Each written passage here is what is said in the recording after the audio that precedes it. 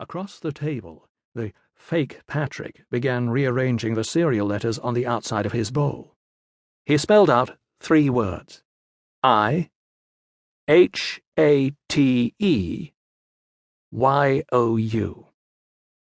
Then he folded his hands and stared at her, with that strangely vacant look, as though the black part of his eyes had eaten up all the colour. Liza's insides shivered again. She slid off her chair and went over to her mother. She tugged at the sleeve of her mother's nightgown, which had a small coffee stain at its elbow.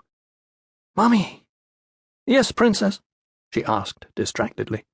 "Patrick's freaking me out." "Patrick?"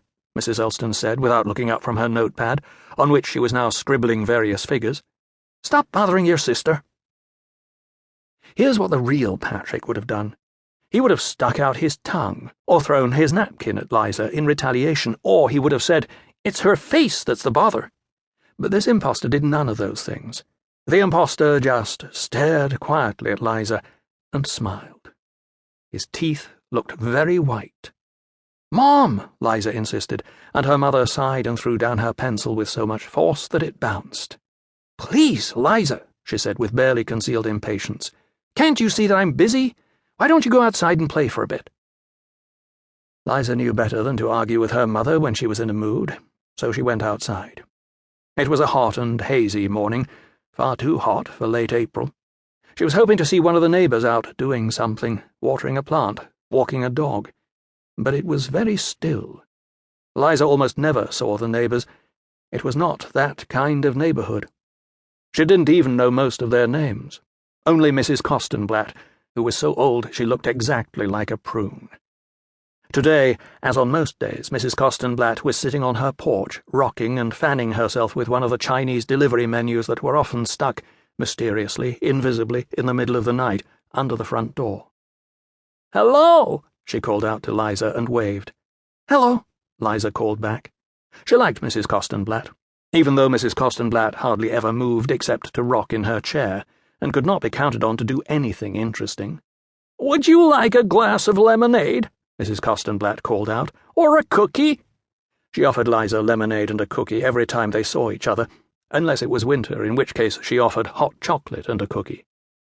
Mrs. Kostenblatt liked to rock, even in cold weather, and she would appear on her porch so bundled in blankets and scarves she looked like an overstuffed coat rack. "Not today, thank you," Liza said regretfully, as she always did. She was not allowed to accept things to eat or drink from non-family members. Liza often wished the rule applied to family members instead. She would much rather have had one of Mrs. Kostenblatt's cookies than her Aunt Virginia's tuna casserole. She wondered whether she should tell Mrs. Kostenblatt about Patrick, but decided against it. 2 weeks earlier, at recess, when she had tried to tell Christina Millicent and Emma Wong about the Spindlers and the constant threat they posed, they had laughed at her and called her a liar. Mrs. Kostenblatt was a good listener. Partly, Liza thought, because she couldn't hear very well, but Liza didn't want to risk it. There was only one thing that Liza hated more than liars, and that was being accused of being one. At one edge of the yard, a pile of pine cones had been neatly stacked.